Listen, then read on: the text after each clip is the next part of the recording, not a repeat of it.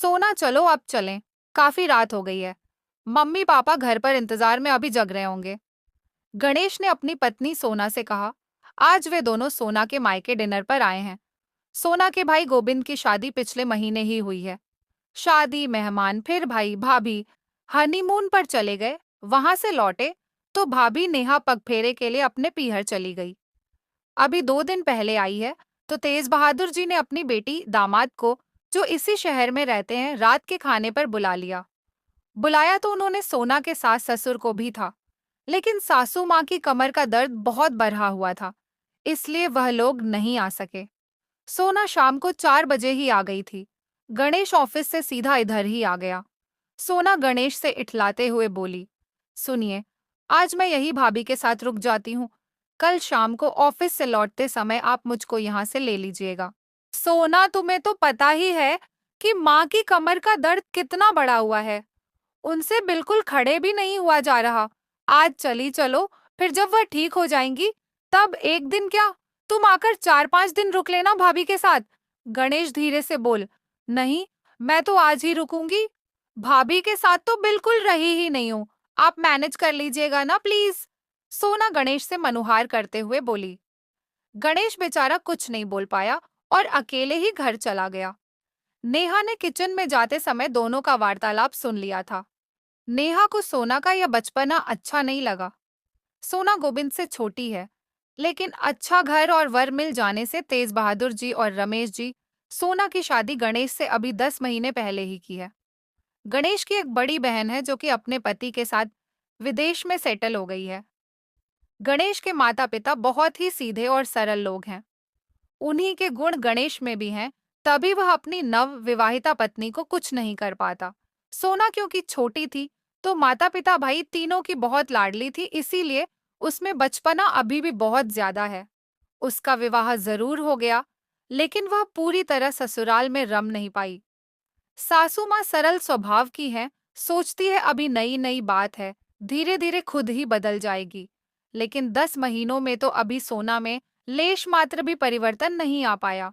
सोना रात में काफी देर तक नेहा और तेज बहादुर जी से बातें करती रही। तेज बहादुर जी ही बोले, नेहा अब तुम जाकर सो जाओ क्योंकि गोविंद को सुबह ऑफिस जाना है। कोई बात नहीं मम्मी जी, सोना दीदी कौन सा रोज मेरे साथ रुकेंगी, नेहा बोली। तेज बहादुर जी ने मन ही मन सोचा, अभी तुम अपनी ननद को जान ही कहाँ पाई हो बहू रानी। दूसरे दिन शाम को सोना गणेश के साथ चली गई। अब सोना नेहा के बहाने से अक्सर ही मायके चली आती और बिना पूछे ही रुक भी जाती। तेज बहादुर जी ने उसे बहुत समझाया कि सास ससुर के प्रति भी तुम्हारी कुछ जिम्मेदारी है, उसे निभाओ, अपना घर देखो। लेकिन सोना लापरवाही से कंधे उचका देती।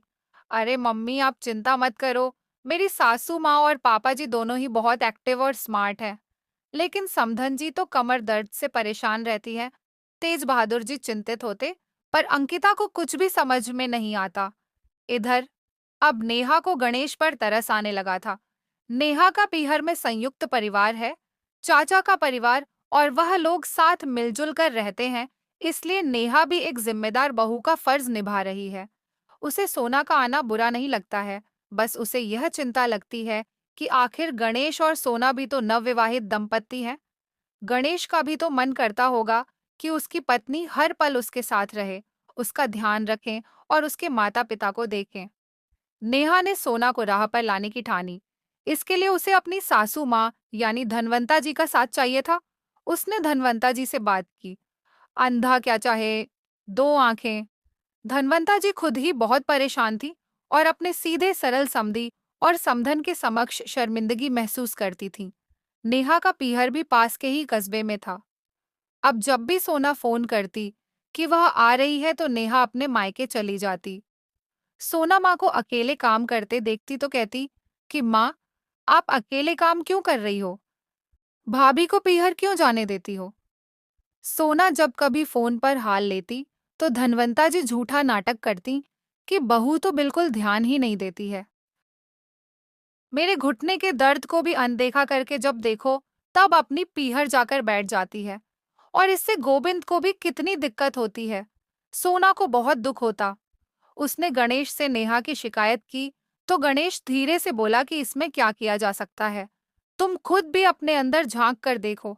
अब सोना को अपनी गलती का एहसास हो चला था। गणेश सही ही तो कह रहे, वह भी तो यही कर रही थी। मम्मी जी के कमर दर्द को नजरअंदाज करके वह भी तो आए दिन मायके में जाकर बैठ जाती है। गणेश को भी कितनी असुविधा होती है। अब उसने बिना किसी से कुछ कहे सुने मायके जाना बिल्कुल कम कर दिया। गणेश अब बहुत खुश रहने लगा, जिसे देखकर सोना को भी बड़ा अच्छा लगता। अब वह आगे बढ़कर काम करने की कोशिश करती और जो नहीं आता था, वह अपनी सास से पूरे मनोयोग से सीखने लगी। खाली समय में सास ससुर के पास बैठकर बतियाती और घर परिवार के बारे में जानती। उसमें आए इस बदलाव को देख सास ससुर हैरान थे, लेकिन खुश भी बहुत थे।